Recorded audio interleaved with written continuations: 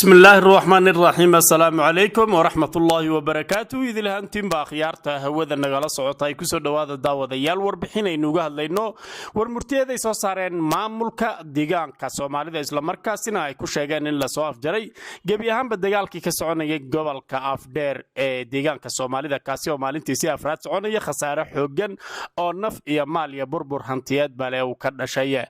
daawadayaal warkan handu leedno waxaynu idinku la wadaagaynaa warka ay soo saareen maamulka deegaanka Soomaalida iyo wararkii u dambeeyay iyo sidoo kale maamulka degmada Yeedo ee gobolka Boqol ee dalka Soomaaliya oo sheegay in al-shabaab ay soo kor fadhiisteen mar kale degmadaasi waxayna degmadaasi ka mid tahay meelaha ay ku dagaalameen ciidamada liyu booliska ilaa iyo haddana ay joogaan oo waliba ay tageen ciidamo kale oo hor leh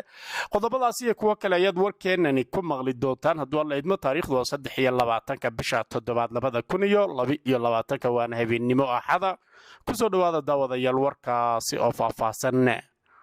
haddii aynu ku horeyno iyada oo dagaalo khadhaadh ay ka soconayeen gobolka Afdheer ee deegaanka Soomaalida iyo xadka ay wadaagaan Soomaaliya iyo deegaanka Soomaalida ayaa hadda maamulka Soomaalidu ay sheegeen in la soo afjaray dagaalkii gobolka Afdheer warmurtiyeed ka soo baxay golaha ammaanka ee dawladda deegaanka Soomaalida oo looga hadlayay xaaladda dagaaladaasi iyo soo afjaridda ayaa waxa uu ahaa sida tan waxaa la soo afjaray kooxdii argagixisada al-shabaab ee 4 maalmood ka hor ku soo duushay ama duulaanka ku soo qaaday Aago-Aato ee soo gashay gobolka Afdheer kadib markii ciidamada xoogga gaarka ah ee deegaanka Soomaalida ay hareereeyeen aaga ay iyagu ku jireen gaar ahaan aaga hulul waxaana la laayay dhammaanba argagixisadii nafla caariga ahayd ee halkaasi soo gashay daawadayaal waxaan akhrinhayaa warka maamulka deegaanku ay soo saareen bayaanka ay soo saareen ayaa sida uu yahay aanu akhrinhayaa waxa ay dhaheen iyaga oo bayaanku sii soconaya kooxda argagixisada al-shabaab ayaa ujeedadooda iyo damacoodu waxa uu ahaa in ay galaan deegaanka Oromia iyaga oo raba in ay sii maraan degmada Ceelkarri oo ay ku biiraan kooxda argagixisada ee Shayn ayaa waxa ay tahay cid aan garanaynin waxa loola jeedaa jabhadda xoreynta Oromia ee la magac baxday Oola argagixisada nafla caariga ah ee al-shabaab iyaga oo aan gaarin halkii ay u socdeen ayaa waxa laga gubay 13 baabuur oo ay wateen waxaana laga qabtay dhammaanba hubkii iyo wixii iyo waliba isgaarsiintii iyo agabkii kale ee ay wateen oo dhan howlgalka ay ciidamada xoogga gaarka ah ee dawladda deegaanka Soomaalida ay qaadeen 3 maalmood ee la soo dhaafay ayaa waxa lagu dilay in ka badan 100 xubnood oo ka tirsanayd argagixisada al-shabaab guusha ay gaadheen geesiyada xoogga gaarka ah ee deegaanka Soomaalida iyo inay la soo afjaro howlgalka waxa qayb laxaad leh ka qaatay shacabka deegaanka Soomaalida oo ciidamada xoogga gaarka ah isgarab taagay heerkii ugu sarreysay ee isku garab taagay isna muujiyay iyaga oo ugu deeqay raashin kala duwan xoolaha nool cabitaano lacag iyo waliba dhiig shubise sidaas darteed golaha ammaanka ee dawladda deegaanka Soomaalidu waxa uu u mahad celinayaa shacabka deegaanka oo sidii horeyba loogu yaqiinay u garab istaagay ciidamadooda ugu dambeyntiina goluhu waxa uu shacabka la wadaagi doonaa xogaha ku saabsan howlgalkaasi lagu soo afjaray kooxda argagixisada ah ee al-shabaab daawadayaal warmurtiyeedkan ay soo saareen golaha ammaanka ee dawladda deegaanka Soomaalida waxay ku sheegeen in howlgalkaasi la soo afjaray balse ilaa iyo hadda ma jirto cid si public ah en warkanba waa public ayaana dhihine mas'uuliyiin ka mid ah maamulka deegaanka oo iyagu si gaar ah markaas warbaahinta ula hadlo arrintaasina ka warbixiyay xiisad aad u daran ayaase weli ka taagan gobolka Afdheer iyo weliba xadka dawladda deegaanka Soomaalida iyo gobolka Boqol gudoomiyaha degmada Yeeto la wareystay ayaa waxa uu sheegay in ay arrin aad u xun ay ka dhacday degmadaasi markii lagu dagaalamayay waxa uuna sheegay in dhibaato daran ay jirto ilaa iyo hadda isagoo intaasi ku sii daray in al-shabaab mar kale ay soo kor fadhiisteen haddaba daawadayaal bal aynu fiirino waraysi lala yeeshay gudoomiyaha degmada Yeet ee gobolka Boqol ee dalka Soomaaliya halkaasi oo kamid ah meelaha sida daran loogu hoobtay dagaalkii al-shabaab ay maalin hadda 4 bari laga joogo ku qaaday degmooyin dhowr oo ka tirsan gobolka Boqol balse ku yaala xadka dawladda deegaanka Soomaalida iyo dhulka Soomaaliya waxaana markii dambe ay al-shabaab u gudbeen dhinaca gobolka Afdheer ee dawladda deegaanka Soomaalida bal waxaan idinku duumayaa gudoomiyaha degmada Yeet oo ka hadlaya dagaalkii dhacay wixii ka dhashay iyo iyo cabsida hadda ay qabaan oo uu sheegayo in al-shabaab ay soo korfadhiisteen daawadayaal intaynaan u gelin waraysiga lala yeeshay guddoomiyaha degmada yeed waxaa soo soko maray saraakiisha ugu sarsarraysa ee ciidamada xoogga gaarka ah ee dowladda deegaanka soomaalida ayaa ka hadlay guul ay ka gaadheen dagaalkii xoogganaa ee ka soconaya 4 maalin gobolka Afdheer taliye ku-xigeenka ciidanka xoogga gaarka ah ee dowladda deegaanka soomaalida General Sakariya Cabdi Khaliif ayaa ka hadlay lagana waraystay dagaalka ka soconaya gobolka Afdheer bal haddaan idinku duwo waraysiga lala yeeshay iyo sida uu xaalku yahay waxaan ku sugnahay qablaha xadka ayaan ku sugnahay xaaladuna way fiican tahay isku dayii ay soo sameeyeen nimanka budhcada ee argixisada al-shabaab xadkana aan la wadaagno gobolka Bakool ee Soomaaliya aan kala wadaagno deegaankeena la wadaago isku day ayay ka sameeyeen isku daygaas oo fashilmay qayb ka mid ah waxa weeyaan harihii aan ku lahayn xadka ayay isku day ku sameeyeen laakiin waa ku fashilinay anna hadda waxaan kala hadlayaa qowlaha aata oo xadka aan kala wadaagno gobolka Bakool ee Soomaaliya kala wadaagno majira been weeyaan ururka argixisada al-shabaab waxay sheegtaan wax asaatir weeyaan wax been weeyaan waxba ka jirin waxay dadka ku rabaan argixisada caalamka ay dadka ku geliyaan weeyaan waxaasi hadda aata ayaa kala hadlayaa in wada joognaa aatana anaga joogna ciidanka deegaanka ayaa ku sugan xaaladdu meel fiican bay maraysaa awood iyo xoog ay dowladda ay al-shabaab hadda ku furato oo dowladda Itoobiya ciidamada Itoobiya deegaanka ay maanta khasaare iyo jab ku gaarsan malaha waa urur argagixiso oo waxa weeyaan caalamku og yahay oo jabaleynaya oo qudfo ka dhaqaaqa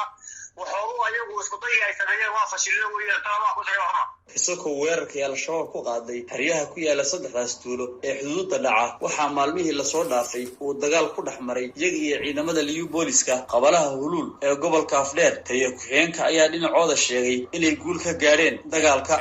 gudaha qayb soo gashay waxa weeyaan dhammaan waxa ka gubtay 15 gaari baa ka gubtay oo hulul haween masrigaada gobolka Afdheer eegana ciidanku ku dayran yahay dhinac kasta waa ka taaganahay baaqagoodii waa naafteena insha Allah ilaa 4 saac oo taabtaraar ma soo afjaro qabalaha hulul weeyaan tan kasta ciidanka ayaa ka taagan qaybtooda way isdhiibeen waa niman sabay weeyaan oo meel kasta ciidanka deegaanka ayaa ka taagan oo soo afjarayna weeyaan wax iyaga caqabad saasana oo ama culaysaasana ma jiraan waa wax hadda soo afjarayno waa ka haynaa iyaga meeshaas iyaga ciidanku jooga maxaabiistii ayo waxa weeyaan daawac oo hadda halkaas ayaan ku haynaa hulul baan ku haynaa dhibashada dhankooda ilaa hadda waxa weeyaan 150 dhibashada hadda kor dhankooda way jirtaa ilaa 150 xubnood oo dhibashada hadda ciidanku ku taagan yahay oo aag waxa weeyaan hadda iyaga uu ka socday maxaabiis fara badanna way jirtaa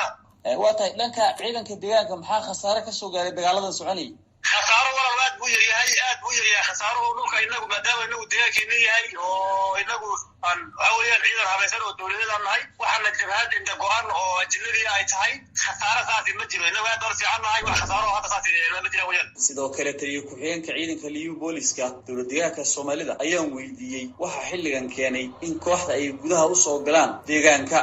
ka hor degmada ayal kariya kawaabiyada qaybaha ay soo geliyeen oo jabhadaha soo geliyeen ayaa ku soo jarrabayay hubkii saaran badan ka qaadnay walaal waxa weeyaan nimankan waa cadawga bini'aadamka weeyaan waa niman argagixisa oo caalamka argagixisa ka isku dagooda iyo jabhadooda iyo laatooduna waa wax iska jira weeyaan oo inta badan caalamka laga yaqaano waxaad ogtahay in hadda ka hor deegaanka ganacsiga dhaata iyo qadaraha gobolka Afdheer isku dayo ay ka soo sameeyeen oo darbaha ku fadhay sida la adkay cadawgu markasta waxana waa gudaha Itoobiya maadaama hadda ka hor ayna soo gelin isku day ay sameeyeen ayaa jira oo bilay hore fashilinay kana kiibu daba socdaa isku day aan u suurooynin nimanka taan ognahay maadaama dalka Kenya iyo Soomaaliya ay caqabado ku hayaan gudahooda oo ay dagaal ka wadaan sida mid dagaalada mid la mila ay rabaan in gudaha Soomaaliya ay gudaha Itoobiya ka sameeyaan oo mar suuragalayo waa mid ka diyaar garoobay isku dayadoodii ay dalka adeerka nahay ay ka wadeen mid ka mid ah bay rabeen in inaga khiyaamada ay soo galiyaan waana ka diyaar garoobay weeyaan ugu dambeyn taliye ku-xigeenka ciidanka liyu booliska dowladda deegaanka Soomaalida Sakariya Cabdi Khaliif ayaa sheegay in xilligan ay u diyaar garoobeen in al-shabaab ay kula dagaalamaan gudaha Soomaaliya halkan ka hadlayo aataa gudaha xadka deegaanku wuxuu yahay xaaladuna meel fiican ayay maraysaa isku dayana waxa weeyaan iyo qaraxyadan iyo cadaawadan ururka argagixisada al-shabaabna waxa weeyaan saan rajaynayna waxa weeyaan waxaan rabnaa halkay joogaan inaan ugu tagno oo xitaa gudaha Soomaaliya ay dhibayaan caqabadaha ku hayaan inaan kaabiga deriska ka nahay inaan ka horeyno ayaan rabnaa oo noqoshaysan ciidanka gudaha Soomaaliya ayuu galay oo waxa weeyaan qaybo ka mid ah gudaha Soomaaliya ayaan u talaway oo ay fadhiyeen oo gudahaan hadka meelaha ka dhawaada ka saaray inkastoo taliyuhu uu sheegay in howlgalkan la soo gabagabeyn doono saacado kooban kadib haddana waxaa adag in la ogaado khasaaraha ka dhashay dagaalkan maadaama ayna isgaarsiin ka jirin goobaha dagaalku ka socdo ma aha markii ugu horeysay ee weerar noocan oo kale al-shabaab ay ku qaadaan deegaanadani dhaca xuduudka dalka Itoobiya iyo Soomaaliya balse sanadkii 2014 ayay sidan oo kale weerar dhimasho badan sababay ku qaadeen kooxda al-shabaab. Bismillahir Rahmanir Rahiim xaaladda waxa weeye maalinta Arbacadii dagaal baa ka dhacay nimanka shabaabka nabadiidka ay soo weerareen 12 galabnimo ay soo weerareen dagaal baa ka dhacay shacab iyo ciidan inta ka dhaxaysa saameyn badan buu u geystay dagaalkaas marka waxa weeye dagaal wajiyo badan buu ahayo yeed kaliya lama soo weerarin hal mar baa yeed iyo toban soo weeraray Yemelia washaaqo 30 kilomitir xeer koonfurta naga jirta dagaalka marka saameyn badan buu wadanka u geystay dib badan baa meesha ka dhacay dhimasho dhacday dhaawacba dhacay qaxba ka dhacay ilaa weyn buu dagaalka marka uu geystay waa hagaag marka degmada yeed gudaheeda ma qof ayaa ku dhintay degmada gudaheeda waxaa ku dhintay laba qof laba askari ciidanka anaga ku dhintay dad shacab oo dhowr iyo toban ah waa ku dhaawacmeen oo dumar iyo ciyaal iyo odayaalba leh oo weliba aad u ildaran oo isbitaal fiican aan la geynin raxab badan iyo beeroga badanna way gaadhay magaalada oo dadkii waxa weeye magaalada waa ka qaxeen oo markay ayagoo abaar joogo oo xilli ku jira waxa weeye malaakiin oo aabayeelin lagu riday oo meel walba waxa weeye si iyo hoobiye iyo waxa la mid ah lala dhacay waa dadkii qax badan baa gaadhay dhimashada laakiin annagu meesha annada waxaa naga dhintay 2 qof iyo dhaawac 10 iyo 2 qof ah waa hagaag bal dhinaca kaleetana degmooyinka kale deegaanada kaleeto ee dagaaladu ka dhaceen ee xuduudda saaran ayagana maxaa ku dhintay dagaalada kale waxa weeye degmada kale ayadana saameyn inta leeg iyo ka badan buu u geystay waxa weeye qax iyo dhaawac iyo dhimashada weynala qabaan haddaysan naga badnayn weliba isku saacad buu dagaalku dhacay ataaday gooyeen waxa weeye nodweg haddii la tagay waxa isgaarsiintii ay maqan tahay oo sidoo kale ay waxa weeye soo weerareen meel kasta ciidamada xabadda ka bilaabeen shacabkii amniyaadyaal ay dhaheen dadka deriska nalaha ciidamada deriska nalaha ee deegaankana waxa weeye dagaalka asagana way la galeen xeryaha marka ciidamada oo hurmaha halkan loo joogo oo annaga militariga iyo kuwa kale iyo shacabkaba intoo dagaalku waa saameeyey waa hagaag waxaad wararka qaar ee VOA-da helaysa ay sheegayaan in ciidamada liyu booliska la yiraahdo oo dowlad deegaanka Soomaalida Ethiopia ay soo galeen dagaalka oo ay qaateen kadib markii al-shabaab ay gudaha u galeen dhinaca xuduudda ee Ethiopia marka arrintaas maxaad nooga sheegi kartaa waa jirta arrintaas nimanku laba qaybood bay ahaayeen qayb gudaha Ethiopia u socotay ahaayeen annaga kamaana warqabin 45 kilomitir bay aatay isku jiraan kala barkooda ay ka gudbeen kolaya gaadiid culus wadatay ahayd